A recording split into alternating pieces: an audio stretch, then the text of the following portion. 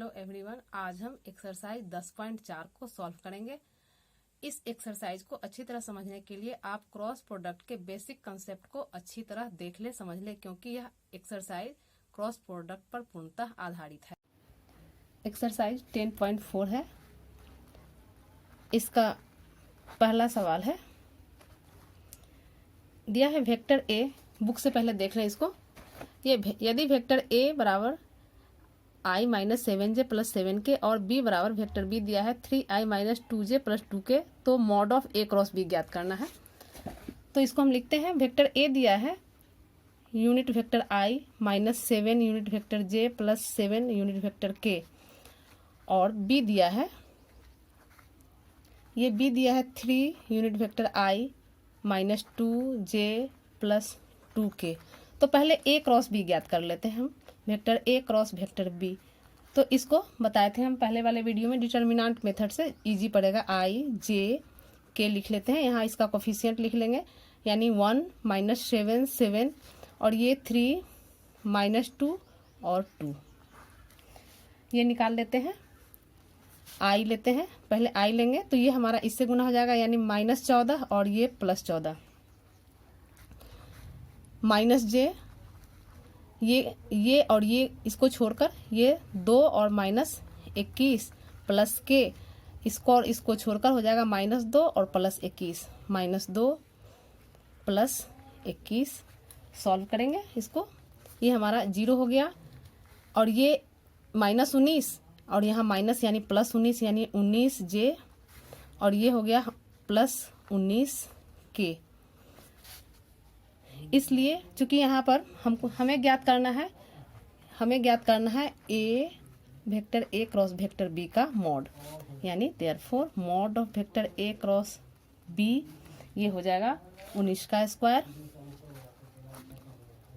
Square plus 19 का square. इसको गुना नहीं करेंगे, नहीं तो दिक्कत हो जाएगा। इसको हम ऐसे लिख सकते हैं 2 इंटू 19 का स्क्वायर यानी 19√2। यही हमारा आंसर हो गया। दूसरा क्वेश्चन कहता है, बुक सामने रखिए, दिक्कत नहीं होगा। सदिश a प्लस बी और a माइनस बी की लंब दिशा में मात्रक सदिश ज्ञात कीजिए, जहां a बराबर है इतना दिया और b बराबर इतना। सामने किताब रखिए, तो मात्रक सदिश निकालना है। हम दूसरा क्वेश्चन लिखते हैं। पहले a बराबर दिया है, वेक्टर a दिया है वो लिख लेते हैं। वेक्टर a दिया है 3i plus 2j plus 2k, और वेक्टर b दिया है unit vector i plus 2j minus 2k। तो ये दिया है। अब हमें a प्लस b और a माइनस b पहले निकाल लेते हैं। Vector a plus vector b, तो प्लस में डायरेक्ट इसको लिख सकते हैं, i को i के साथ जोड़ते हुए लिख दें, यानी चाहे ऐसे लिख देते हैं, पहले 3i plus 2j plus 2k plus i plus 2j minus 2k।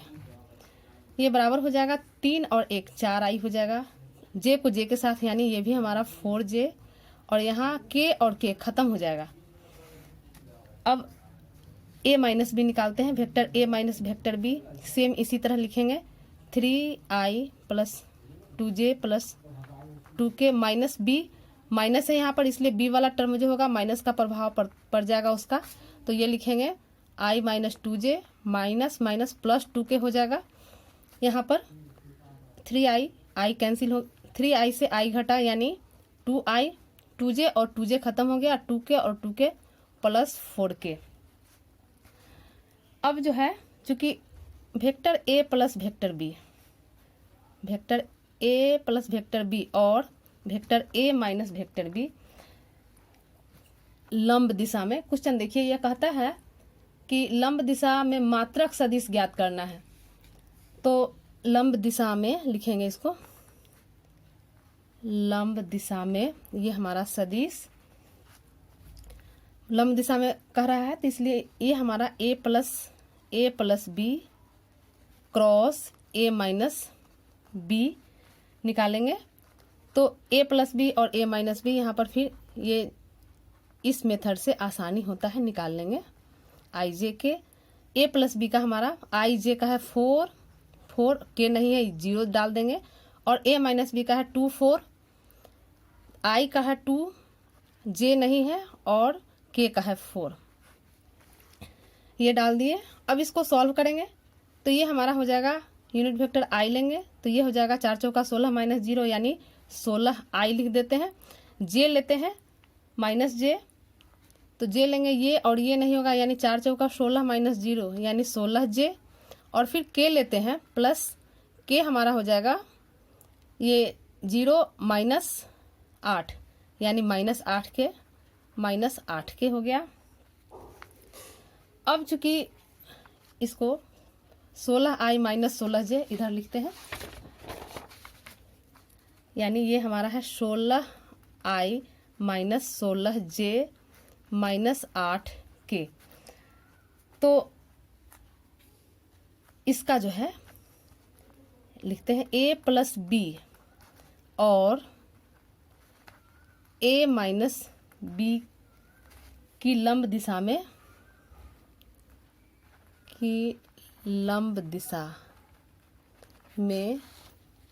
मात्रक सदिश। तो ये मात्रक सदिश जो है लंब दिशा में हमारा हो जाएगा, चूंकि मात्रक सदिश निकालना है यानी इसका और इसका मॉड निकालना है, तो इसको भाषा के रूप में लिख दिए लंब दिशा में मात्रक सदिश यानी इसका मॉड। ये हमारा हो जाएगा 16 आई माइनस 16 जे 8 के बटा इसका जो है मात्रक निकाल देंगे यानी 16 का स्क्वायर प्लस माइनस 16 का स्क्वायर प्लस माइनस 8 का स्क्वायर। ये सॉल्व करेंगे 16 आई 16 जे 8 के। एक चीज़ हम लोग ध्यान देंगे यहाँ पर, यहाँ जो है ये हमारा चूंकि लंब दिशा में है तो लंब हमारा किसी भी, जैसे हम एक्स वाई जेड प्लेन लेते हैं, अगर यहाँ लंब है तो लंब हमारा दोनों दिशा में लगता है, ऊपर यानी इसको हम ऐसे दर्शाते हैं ऊपर भी और इसके पीछे की दिशा में भी, तो दोनों दिशा में लगता है, इसलिए यहाँ हम इसको प्लस माइनस चिन्ह से इंगित करेंगे यानी सूचित करेंगे।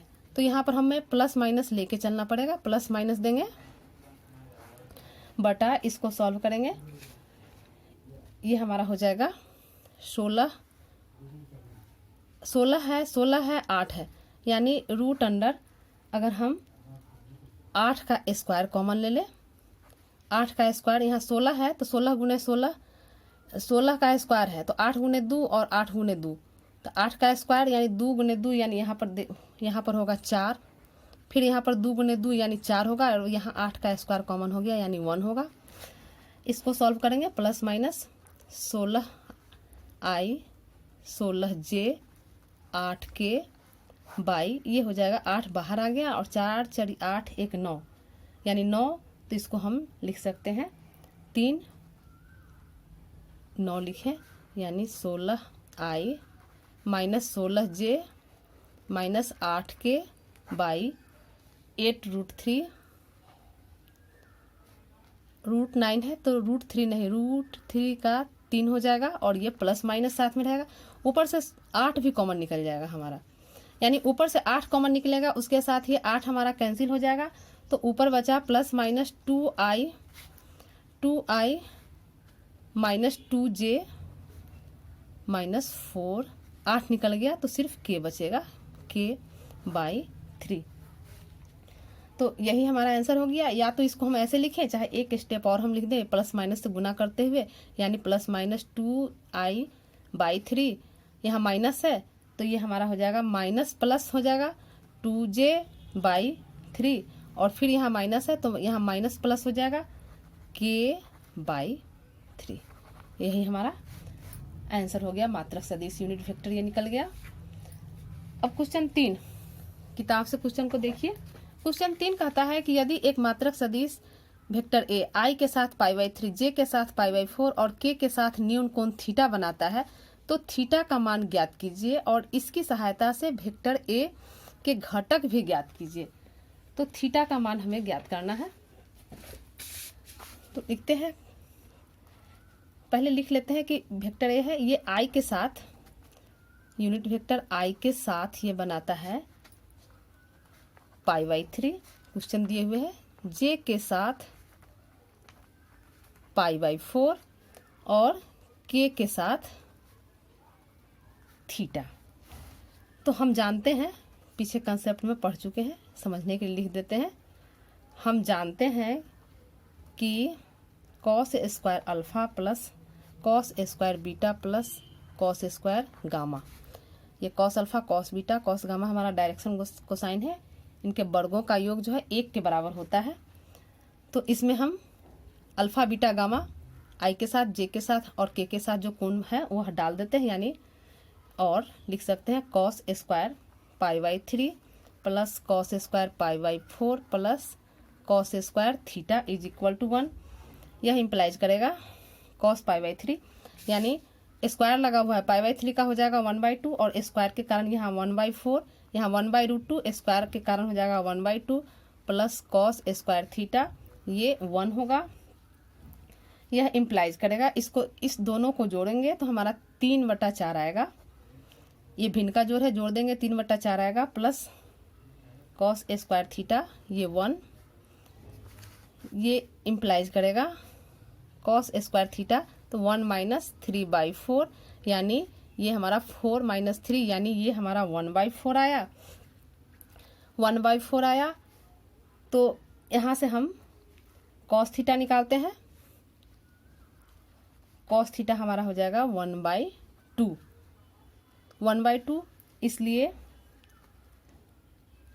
थीटा का वैल्यू हमारा 1/2 आ गया। यही हमारा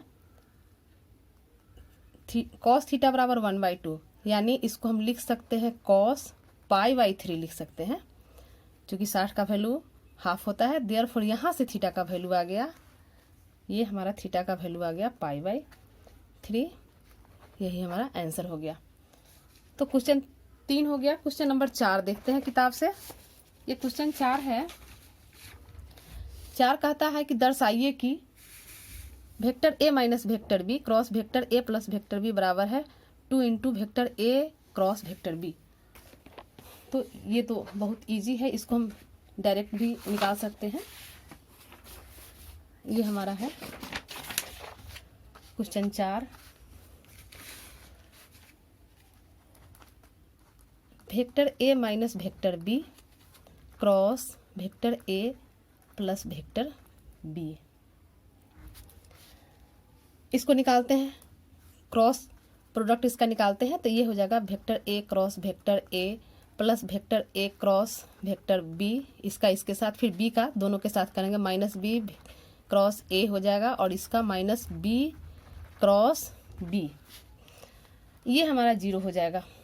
0 प्लस ये हमारा a क्रॉस b लिखेंगे, लेकिन ये हमारा चूंकि ये -b क्रॉस a है तो इसको हम ऐसे लिख सकते हैं, यहाँ पर पहले लिख देते हैं a क्रॉस b और ये हमारा 0 हो गया। यानी यहाँ समझने के लिए देखिए कि vector a cross vector b बराबर होता है minus vector b cross vector a, चूँकि इसे हम पीछे पढ़ चुके हैं तो इसका हमने यहाँ उपयोग किया। और दूसरा vector a cross vector a हमारा 0 कैसे होता है पीछे ये भी मैं बता चुकी हूँ, यहाँ हम डायरेक्ट इसका प्रयोग कर रहे हैं। तो ये हमारा हो जाएगा, ये दोनों सेम हो गया, यानी 2 vector a cross vector b। तो यही प्रूफ करना था बस। क्वेश्चन 4 हो गया। क्वेश्चन 5 है कि लैम्डा और म्यू ज्ञात कीजिए। लैम्डा और म्यू ज्ञात कीजिए यदि 2i प्लस 6j प्लस 27 के और इतना, ये दोनों का क्रॉस प्रोडक्ट जो है 0 के बराबर होता है। तो क्वेश्चन 5 लेते हैं। क्वेश्चन 5 है। क्वेश्चन 5 में चूंकि क्रॉस प्रोडक्ट जिसका निकालना है वो लिखते हैं, यानी 2i प्लस 6j प्लस 27 के और इसका cross i plus lambda j plus mu के, ये बराबर 0 दिया हुआ है। तो इसका क्रॉस प्रोडक्ट निकालते हैं। तो हम चलते हैं डिटर्मिनेंट मेथड से, इजी पड़ता है, आसानी होता है इसे निकालने में, गलती होने की संभावना कम होती है। आई जे के ले लिए, ये हमारा है 2, 6 और 27 और ये 1, 1, 1, ये लैम्डा है और म्यू है, यानी 1 लैम्डा और म्यू, ये बराबर 0 हो गया। इसको सॉल्व करते हैं। आई लेते हैं तो ये हमारा हो जाएगा 6 म्यू माइनस 27 लैम्डा माइनस जे लेते हैं ये और ये को छोड़कर 2 म्यू माइनस 27 प्लस के लेते हैं ये और ये छोड़ेंगे तो 2 लैम्डा माइनस 6, ये जो है ये बराबर जीरो हो रहा है। अब जो है चूंकि ये हमारा जीरो है, यानी अब आई जे के कंपोनेंट, यानी इधर भी अगर आई जे के रहता है, यहाँ आई जे के जगह पर जीरो है, तो ये तीनों जो है अलग अलग जीरो के बराबर होगा। हमारा आई जे और जे के, आई का कंपोनेंट जे और के, ये तीनों हमारा अलग अलग बराबर होगा। तो इसको हम लिख सकते हैं इम्प्लाइज दैट ये हमारा होगा आई 6 म्यू माइनस 27 लैम्डा, ये बराबर जीरो। यहाँ से हम प्राप्त कर सकते हैं 6 म्यू, ये 27 है, 6 म्यू बराबर 6 म्यू माइनस 27 लैम्डा बराबर जीरो। ये इम्प्लाइज करेगा 6 म्यू बराबर 27 लैम्डा, यानी म्यू बराबर 27/6, 27/6 हो जाएगा। 27/6 को 3 से काटेंगे, 3 दूना 6 और 3 नवा 27, यानी 9/2 लैम्डा। इस पोर्शन को बराबर करेंगे अगेन माइनस जे 2 म्यू माइनस 27 बराबर है जीरो। तो यहाँ से हम निकालेंगे, ये हमारा डायरेक्ट लिखते हैं 2 म्यू बराबर 27, चूंकि ये जीरो हो जाएगा, 2 म्यू बराबर 27 हो जाएगा। तो यहाँ से म्यू बराबर हमारा हो जाएगा 27/2, म्यू हम यहाँ से निकालिए 27/2 हो गया। और तीसरा के, चूंकि हमें म्यू और लैम्डा का मान ज्ञात करना है, म्यू का मान ज्ञात हो गया, लैम्डा इसको लेकर चलते हैं के वाले को, और के 2 लैम्डा माइनस 6 बराबर जीरो। तो यहाँ से हमारा 2 लैम्डा बराबर 6, देयरफॉर लैम्डा बराबर 6/2, यानी ये हमारा 3। इसलिए अब हमारा यहाँ इसका काम नहीं हुआ, हमारा म्यू यहाँ से निकल गया, लैम्डा यहाँ से, यानी देयरफॉर म्यू बराबर है 27/2 और लैम्डा बराबर है 3। यही हमारा लैम्डा और म्यू का आंसर हो गया। अब क्वेश्चन नंबर 6 किताब से देखें आप लोग सामने, ये हमारा किताब, ये क्वेश्चन 6 है कि दिया हुआ है कि a डॉट बी बराबर 0 और a क्रॉस b बराबर 0, ये दिया हुआ है। सदिश a और b के बारे में आप क्या निष्कर्ष निकाल सकते हैं। सिंपल है, और ऐसा क्वेश्चन हम एक्सरसाइज 10.3 में भी कर चुके हैं। डॉट प्रोडक्ट में, ये क्रॉस में भी हमको करना है, तो इसको करते हैं। ये क्वेश्चन 6, ये a डॉट b बराबर 0, ये इम्प्लाइज करता है हमारा, ये दिया है तो ये इम्प्लाइज करता है कि वेक्टर a बराबर 0 या वेक्टर b बराबर 0। तो जब a बराबर 0 हो या b बराबर 0 या यहाँ a डॉट b 0 है, इसका मतलब हो गया कि वेक्टर a जो है परपेंडिकुलर है वेक्टर b पर, यानी a लंब b पर होता है तो हमारा a डॉट b 0 होता है, ये पीछे हम देख चुके हैं। तथा अब a क्रॉस b करते हैं, तो a क्रॉस b बराबर 0 लेते हैं, तो यहाँ पर ये क्या दर्शाता है कि हमारा या तो वेक्टर a बराबर 0 होगा या वेक्टर b बराबर 0 होगा। तो जब a बराबर 0 या b बराबर 0, तो यह जो है हमारा a पैरेलल b हो जाएगा। तो यहाँ समझना है कि a लंब b और a पैरेलल b, ये दोनों एक साथ संभव नहीं है, यानी दो सदिश का एक साथ लंब होना और एक साथ पैरेलल होना, समांतर होना, यह कभी संभव नहीं होगा। यानी a और यहाँ पर, अर्थात यहाँ a जो है लंब भी दिखा रहा है और समांतर भी दिखा रहा है, तो यह संभव नहीं है। तो यह इम्प्लाइज करेगा कि वेक्टर a बराबर 0 या ये वेक्टर b बराबर 0 होगा। समझने के लिए लिख देते हैं कि चूंकि a परपेंडिकुलर b और a पैरेलल टू b, ये दोनों एक साथ संभव नहीं है, ये दोनों ये दोनों एक साथ संभव नहीं है। Question number 7। अब यहाँ समझने की चीज है कि दो सदिश है तो एक ही बार में परपेंडिकुलर कैसे हो सकता है और एक ही बार में पैरेलल कैसे हो सकता है। तो ये दोनों हमारा एक साथ संभव नहीं है। तो यह इम्प्लाइज करेगा कि या तो ए 0 होगा या बी। क्वेश्चन नंबर 7 है, ये दिया है, मान लीजिए ए बी सी, ए का वैल्यू इतना, बी इतना और सी के रूप में है, तब दर्शाइए कि ए क्रॉस बी प्लस सी। ये क्वेश्चन थोड़ा है बहुत इजी लेकिन थोड़ा लंबा है, इसको हम हिंट्स कर देते हैं। इस क्वेश्चन को चूंकि यह बहुत लंबा में बनेगा लेकिन हिंट्स कर देते हैं। चूंकि ए बी सी दिया है, ए बी सी का अलग अलग वैल्यू दिया है, तो यहाँ पर जैसे A cross B plus C, ये जो है ये हमको प्रूफ करना है A cross B plus A cross C. तो पहले हम लोग B vector B plus vector C निकाल लें, दोनों को जोड़ देंगे और दोनों जब जुड़ जाए तो इससे ए क्रॉस बी प्लस सी निकाल लेंगे और जो वैल्यू आएगा उसको 1 मान लेंगे। फिर इसको ए क्रॉस बी निकाल लेंगे, फिर ए क्रॉस सी निकाल लेंगे, चाहे साथ में A cross B plus A cross C निकाल लेंगे, यानी vector A cross vector B plus vector A cross vector C निकाल लेंगे और इसका जो रिजल्ट आएगा उसको 2 मान लेंगे। हम दोनों से देखेंगे, दोनों का गुना जो है दोनों हमारा बराबर आएगा तो हम लास्ट में कह देंगे कि 1 और 2 से ए क्रॉस बी प्लस सी बराबर ए cross B plus A cross सी। इसको इसी तरह प्रूफ करेंगे। चूंकि यह इजी है लेकिन लंबा है इसीलिए थोड़ा छोड़ रहे हैं, लेकिन इजी है। ए हमारा ए का वैल्यू यहाँ डाल देंगे, तो पहले बी प्लस सी जोड़ देंगे, आई वाला को 1 के साथ, जे वाला जे के साथ और के वाला के साथ जोड़ देंगे और वह जो हमारा आएगा, यानी इसका एक फॉर्म लिख दे रहे हैं। जैसे A vector A cross vector B plus C, ये जो आएगा तो ऐसे ये तो हमारा आई जे के फॉर्म में लिख देंगे। ए का जो हमारा कंपोनेंट होगा वह है A1 A2 और A3 और B प्लस सी है, तो B प्लस सी का I के साथ जोड़ेंगे तो ये हमारा B1 प्लस C1 हो जाएगा, I वाला टर्म।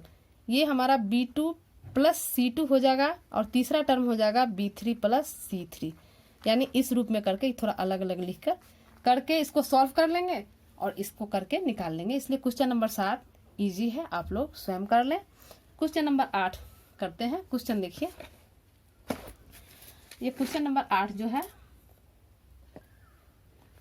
क्वेश्चन 8 कहता है कि यदि a बराबर 0 अथवा b बराबर 0 तब a क्रॉस b बराबर 0 होता है, क्या विलोम सत्य है? उदाहरण सहित अपने उत्तर की पुष्टि कीजिए। यानी जो दिया है पहले उसको लिखते हैं। तो ये दिया है 8वां क्वेश्चन, दिया है कि यदि वेक्टर a बराबर 0 या वेक्टर b बराबर 0, तो ये कहता है कि मॉड ऑफ वेक्टर a बराबर 0 या मॉड ऑफ वेक्टर b बराबर 0। इसलिए हम a क्रॉस b निकालते हैं, तो a क्रॉस b बराबर हमारा हो जाएगा mod of a mod of b sine theta unit vector n, ये होता है हम लोग जानते हैं। तो ये बराबर हमारा 0 हो जाएगा। क्योंकि यहाँ कह रहा है कि मॉड ऑफ a 0 और मॉड ऑफ b 0, तो ये वैल्यू डाल दिए तो ये हमारा 0 हो गया। यहाँ लिख देते हैं, चूंकि vector mod of vector a बराबर है 0 और या मॉड ऑफ वेक्टर b बराबर है 0। अब आगे क्वेश्चन कह रहा है कि क्या विलोम सत्य है, तो हम लिखते हैं कि नहीं, इसका विलोम सत्य नहीं है। लिखते हैं इसका विलोम सत्य नहीं है। तो इसको हम प्रूफ करते हैं। अब पहले तो समझ लें कि कैसे सत्य नहीं है। तो यदि a क्रॉस b बराबर 0, तो a क्रॉस b बराबर 0 है, तो यह आवश्यक नहीं है कि a शून्य हो तभी 0 हो सकता है और b शून्य हो तभी यह 0 हो सकता है। तो इसके लिए हम एक उदाहरण लेते हैं। इसका एक उदाहरण ले लेते हैं। मान लेते हैं कि वेक्टर a बराबर है unit vector i plus 2j plus 3k। हम ऐसा उदाहरण लेते हैं कि इसका मापांक जो है वह 0 नहीं हो, लेकिन उसका क्रॉस निकालें तो 0 हो जाए। b लेते हैं, ये हमारा है 2i plus 4j plus 6k। इसको ए क्रॉस बी निकालते हैं, ए क्रॉस बी ये हमारा हो जाएगा। फिर यही डिटर्मिनेंट के मेथड से करेंगे, आई जे के, ये हमारा हो जाएगा 1 2 3 आई का, और बी का है 2 4 6। अब इसको हम डिटर्मिनेंट के मेथड से ही सॉल्व करते हैं। ये हमारा आई जे और के 1 2 3, और इसमें क्या देख रहे हैं 2 कॉमन निकाल देंगे तो ये हमारा 1 2 3 हो जाएगा, यानी 2 कॉमन निकाल दिए तो ये हमारा 1 2 3। और डिटर्मिनेंट में हम लोग जानते हैं कि 2 पंक्ति या 2 स्तंभ अगर समान हो जाए तो उसका मान 0 हो जाता है। हम देख रहे हैं कि 2 पंक्ति हमारा समान हो रहा है, यानी इसको हम लिख सकते हैं 0, यानी 0 आ गया यह। अब यहाँ क्या देख रहे हैं, यहाँ जो है हम देख रहे हैं कि vector A cross vector B ये हमारा 0 आ गया, लेकिन हमारा वेक्टर ए 0 नहीं है, वेक्टर ए 0 नहीं है। इसका मॉड भी निकालते हैं तो 0 नहीं है। यह हमारा 1, ये हमारा 1 का स्क्वायर प्लस 2 का स्क्वायर प्लस 3 का स्क्वायर यानी 0 यह भी नहीं आ रहा है। तो हम लिख सकते हैं कि लेकिन हमारा वेक्टर ए जो है यह 0 नहीं है और वेक्टर बी भी 0 नहीं है। तो यही हम दर्शा दिए। अब क्वेश्चन नंबर 9 है हमारा। क्वेश्चन 9 कहता है एक त्रिभुज का क्षेत्रफल ज्ञात कीजिए जिसके शीर्ष दिए हैं ए बी सी, तीनों का कोऑर्डिनेट भी दिया हुआ है। तो इसका क्षेत्रफल पहले निकालते हैं। तो जो क्षेत्रफल बताए हुए हैं पीछे फार्मूला हमारा क्रॉस प्रोडक्ट से, उसी से निकालेंगे। इसके लिए हम चलते हैं क्वेश्चन नंबर 9। पहले एक त्रिभुज दर्शा देते हैं। ए बी सी एक त्रिभुज कह रहा है, एक त्रिभुज ले लेते हैं। ए बी सी, ए का कोऑर्डिनेट दिया है किताब में देख लीजिए 1 1 2, बी का कोऑर्डिनेट दिया है 2 3 5 और सी का कोऑर्डिनेट दिया है 1 5 5। ए बी निकाल लेते हैं। इसको हम डायरेक्ट ए बी निकाल सकते हैं। इसमें है कि पोजीशन वेक्टर लेकर भी उससे निकाल सकते हैं, लेकिन इसको हिसाब बनाने के लिए हम लोग इजी तरीका, आसान तरीका चूज करते हैं, यानी ए बी निकालते हैं। तो ए बी का मतलब हो गया कि बी माइनस है, यहाँ पर बी का 2 है और ए का -1 है, यानी एक्स कोऑर्डिनेट को एक्स के साथ, वाई कोऑर्डिनेट को वाई के साथ, जेड कोऑर्डिनेट को जेड के साथ हम करेंगे, यानी 2 - 1 ये हमारा यूनिट वेक्टर आई प्लस 3 माइनस, यहाँ 3 - 1 और 5 - 2, 3 - 1 जे प्लस 5 - 2 ये हमारा के होगा। इसको सॉल्व कर लेंगे 2 1 यानी 1 आई रह जाएगा, 3 में से 1 गया 2 जे और 5 में से 2 गया 3 के। इसी तरह ए सी निकाल लें हम लोग। ए सी निकाल लेते हैं। तो ए सी लेते हैं, यानी सी बाद में है तो सी वाला में से ए वाला घटाएंगे, यानी 1 - 1 आई प्लस 5 - 1 जे प्लस 5 - 2 के। सॉल्व करते हैं इसको। तो ये हमारा 0 हो गया, 5 में से 1 गया यानी 4 जे और प्लस 5 में से 2 गया 3 के। तो इसलिए त्रिभुज का क्षेत्रफल हम पीछे पढ़ चुके हैं।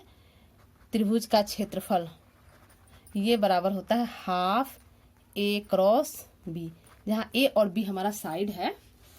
तो यहाँ पर हमारा ए बी, ये ए क्या है, भुजा की लंबाई है। यहाँ हमारा ए बी ले लिया, यानी भुजा की लंबाई हमने ए बी निकाल लिया। तो यहाँ हम लिख सकते हैं इसलिए त्रिभुज का क्षेत्रफल है, ये हो गया हाफ मॉड ऑफ, यहाँ लिखेंगे A B, vector A B cross A C, vector A B cross A C, हाँ ए बी हमारा आधार हो गया और ए सी, तो ए बी लिखे चाहे ए सी, यहाँ मॉड के अंदर है इसलिए कोई फर्क नहीं पड़ता है। अब इसको सॉल्व करेंगे, वैल्यू डाल दें। हाफ ये हमारा ए बी है आई plus 2j plus 3k cross, और ए सी है 4j प्लस 3k। इसको सॉल्व कर लेते हैं। ये बराबर हो जाएगा हाफ आई यहाँ पर ऐसे सॉल्व करते हैं, 4 हो जाएगा आई क्रॉस जे। चूँकि क्रॉस प्रोडक्ट है इसलिए इसको करने में सावधानी बरतने की ज़रूरत है, गलती नहीं हो। आई का इसके साथ कर लिए आई जे और प्लस आई के, यानी 3i क्रॉस के। फिर जे का, तो जे का जे के साथ 0 हो जा रहा है, इसको छोड़ दे रहे हैं, चाहे एक स्टेप लिख ही दे रहे हैं। 4 दूना 8 जे क्रॉस जे, फिर 2 तिहाई 6 जे क्रॉस के, फिर 3 के का करेंगे प्लस 3 के 4 तिहाई 12,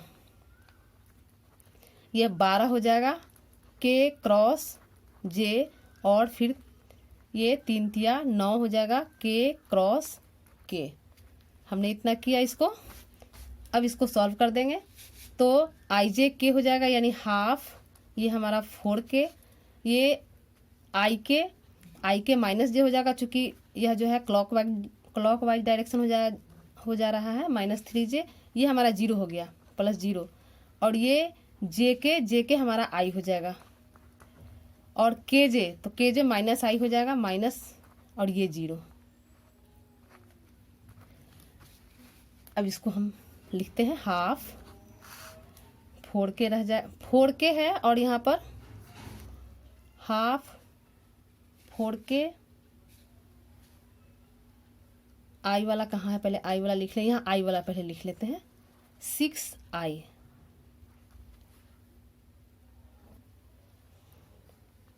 -3j + 4k, ये यूनिट वेक्टर है।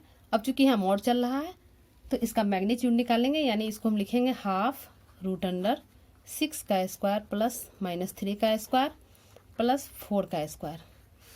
इसको सॉल्व करेंगे, ये हमारा हो जाएगा हाफ, ये हो जाएगा 36 + 9 + 16, यानी इसको जोड़ेंगे, ये हमारा हो जाएगा, इसको जोड़ेंगे 9 6 15 6 21, 1 2 1 3 3 6 61, यानी हाफ √61। इसको वर्ग इकाई, चूंकि क्षेत्रफल है तो वर्ग इकाई जरूर लिखेंगे।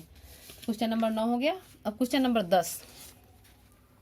क्वेश्चन 10 कहता है कि एक समांतर चतुर्भुज का क्षेत्रफल ज्ञात कीजिए जिसकी संलग्न भुजाएं सदिश a बराबर इतना और b बराबर इतना द्वारा निर्धारित है।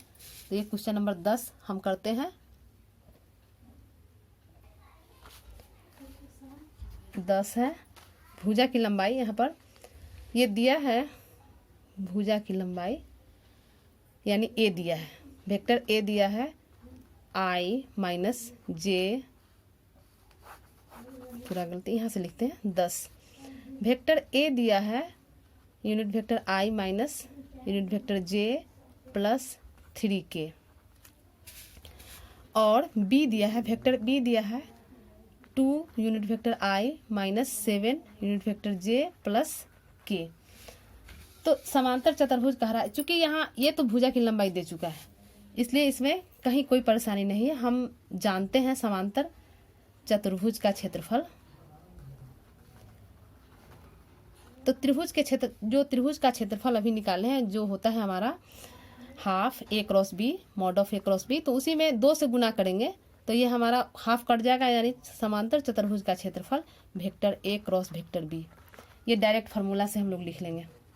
नाउ यहाँ पर vector a cross vector b अब ज्ञात कर लेते हैं डिटर्मिनेंट से, i j k, ये फार्मूला ही होता है, इसको ध्यान रखेंगे। ये हमारा फार्मूला हम पीछे कंसेप्ट में इसको बता चुके हैं, कैसे निकलता है यह भी हम बता चुके हैं। ये हमारा हो गया 1 -1 और 3, यहाँ 2 - 7 और 1, 2 - 7 और 1। इसको सॉल्व कर लेते हैं, ये हमारा बराबर हो जाएगा i लेते हैं तो यहाँ हमारा -1 और +21, यहाँ माइनस है तो +21 हो जाएगा, माइनस j लेते हैं तो हमारा 1 माइनस ये 6 और प्लस k लेते हैं तो k हमारा हो जाएगा -7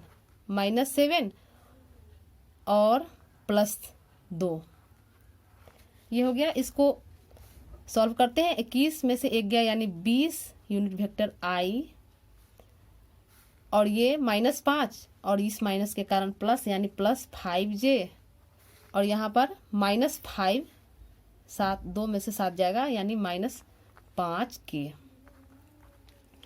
ये हो गया। तो ये हमारा a क्रॉस b निकला और चतुर्भुज का क्षेत्रफल है mod of a cross b। तो इसका मापांक यानी मैग्नीट्यूड निकालेंगे। Therefore mod of a cross b, तो ये हमारा हो जाएगा 20 का स्क्वायर प्लस 5 का स्क्वायर प्लस -5 का स्क्वायर। सॉल्व करेंगे, ये हमारा 400 प्लस 25 प्लस 25 यानी ये हमारा 450 हो जाएगा। 450 यानी इसको अगर हम कर दें 225 गुने 2, तो 225 हमारा 15 बनकर निकल जाएगा। 15 15 है 225 होता है और ये √2 हो जाएगा। ये हमारा आ गया वर्ग इकाई, चूंकि क्षेत्रफल है तो वर्ग इकाई जरूर लिखेंगे। तो ये क्वेश्चन 10 हो गया। अब क्वेश्चन नंबर 11। क्वेश्चन 11 कहता है कि मान लीजिए सदिश a और b इस प्रकार है कि मॉड ऑफ a बराबर 3 और b बराबर √2/3, तब a क्रॉस b एक मात्रक सदिश है यदि a और b के बीच का कोण। इसको सॉल्व करके निकालते हैं। चूंकि हम लोग जानते हैं कि बीच का कोण जो निकाला जाता है यानी साइन थीटा, ये क्रॉस प्रोडक्ट है, तो क्रॉस प्रोडक्ट में हमारा साइन थीटा होता है mod of vector a cross vector b by mod of vector a और मॉड ऑफ वेक्टर b। ये फार्मूला है, पीछे पढ़ चुके हैं इसलिए डायरेक्ट फार्मूला का हम प्रयोग कर रहे हैं। a क्रॉस b, यहाँ क्वेश्चन में देखिए, क्वेश्चन कहता है कि a क्रॉस b एक मात्रक सदिश है। मात्रक सदिश है यानी यूनिट वेक्टर, यानी उसका वैल्यू 1 हो गया। और मॉड ऑफ a दिया है 3 और मॉड ऑफ b दिया है √2/3। तो 3 से 3 यहाँ कैंसिल हो गया यानी 1/√2 बचा। तो 1/√2 हम जानते हैं कि यह वैल्यू होता है साइन π/4 का, यानी साइन थीटा बराबर साइन π/4, देयरफॉर थीटा बराबर π/4। तो π/4 हमारा ऑप्शन में है, ये हमारा बी ऑप्शन है। तो 11 का बी हो गया। 12 का चलते हैं, ये भी हमारा ऑब्जेक्टिव क्वेश्चन है। 12 कहता है कि एक आयत के शीर्ष ए बी सी डी और डी जिनके स्थिति सदिश यानी पोजीशन वेक्टर हमारा इसका दे दिया है, तो क्षेत्रफल ज्ञात करना है। पोजीशन वेक्टर है और क्षेत्रफल ज्ञात करना है, तो इसको हम एकदम इजी ढंग से कैसे निकालते हैं। चूंकि मान लेते हैं ये 4 साइड का दिया है पोजीशन वेक्टर, यानी ए हमारा दिया है क्वेश्चन में है -i plus half j plus 4k। ए दिया है, बी है हमारे पास, ये बी कह रहा है क्वेश्चन में i plus half j plus 4k। तो इससे हम ए बी निकाल लेते हैं, रेखा ए बी को निकाल लेते हैं। ए बी हमारा b माइनस है, एकदम याद रखिए ए बी है तो b माइनस ए करेंगे, यानी इतना माइनस इतना कर लेंगे। तो लिखते हैं ये unit vector i plus half j plus 4k, ये एकदम आसान तरीका है। माइनस b माइनस ए, यानी b हम लिख दिए b का टर्म, माइनस ए का टर्म लिखेंगे, इस माइनस के कारण ये प्लस हो जाएगा, यानी plus i minus half j minus 4k। हम एक ही बार में डायरेक्ट माइनस का प्रयोग कर दिए हैं, ये हम याद रखेंगे, ये याद रखने के लिए लिख रहे हैं कि ये हमारा b माइनस ए, इसको तोड़ेंगे, इसको सॉल्व करेंगे तो ये हमारा 2i हो गया। ये j और j कैंसिल हो गया और k भी खत्म हो गया, 2i बचा। इसी तरह BC निकालते हैं। तो BC में हमारा यहाँ पर शॉर्ट में लिख दे रहे हैं, ये समझने के लिए, ये हमारा है समझने के लिए ये चीज़ हम लिखें। तो BC यानी C माइनस B।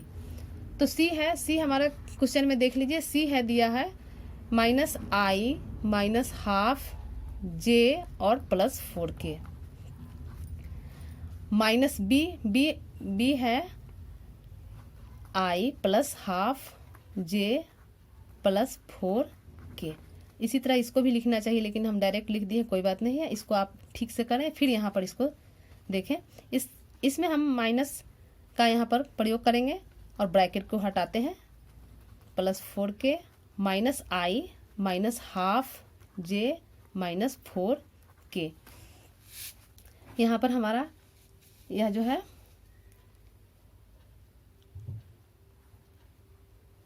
के 4k और 4k कैंसिल हो गया।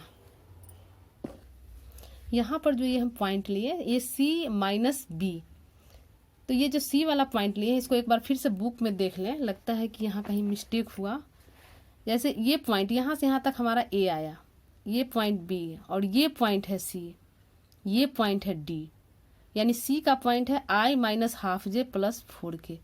i माइनस यहाँ माइनस i है, यहाँ c के पॉइंट में हमने गलती लिखा, ये हमारा d का पॉइंट लिखा गया, यानी ये हमारा प्लस है, ये माइनस हाफ j है और यहाँ 4k।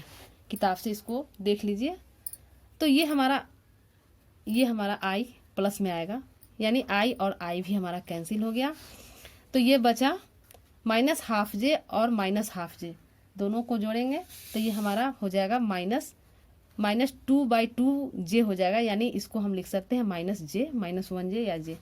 अब हम इसका मॉड निकाल देते हैं, चूंकि आयत का क्षेत्रफल कह रहा है, तो आयत एक समांतर चतुर्भुज होता है, तो जो हमारा समांतर चतुर्भुज का क्षेत्रफल होगा वही हमारा आयत का क्षेत्रफल होगा, यानी इसको हम लिखेंगे AB क्रॉस AC।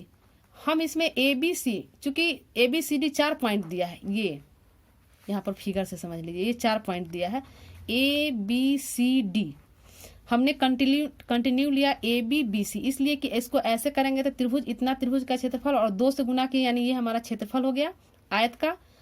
और यहाँ जो लिखे ये हमारा डी पॉइंट हो गया था, ये डी पॉइंट था, तो डी पॉइंट अगर लिखते तो यह कंटिन्यू नहीं होता, यह त्रिभुज नहीं बनता, इसीलिए यहाँ पर हमें फिर संशोधन करना पड़ा, इसे ठीक करना पड़ा। तो ये हमारा ABC अब ये हो गया, इसीलिए 3 पॉइंट हम लिए, कोई भी 3 पॉइंट लेकर आप BCD भी लेकर ऐसे त्रिभुज बनाकर कर सकते हैं, फिर DAB लेकर भी कर सकते हैं, यानी त्रिभुज बनाकर उस साइड से हम निकाल सकते हैं। अब यहाँ हम AB हमारा है 2i क्रॉस AC है -j, ये मॉड में है, यानी अब i क्रॉस j, इसको हम ऐसे पहले लिख लें -2i क्रॉस j। तो i और i क्रॉस j हमारा क्या हो जाता है, k हो जाता है, ij k होता है, यानी -2k। अब जो है चूंकि मॉड है तो माइनस के चिन्ह का प्रभाव इसमें पड़ेगा नहीं, ये प्लस ऑलरेडी हो जाएगा। और इसका मापांक निकालेंगे हम, तो मापांक निकालेंगे तो ये हमारा √(-2) का स्क्वायर, यानी यह 2 का स्क्वायर हो जाएगा, यानी 2, यही हमारा वर्ग इकाई यहाँ पर लिख देंगे। तो ये आज हमारा चैप्टर 10.4 खत्म हुआ। आप लोग इसे लाइक कीजिए, शेयर कीजिए। धन्यवाद।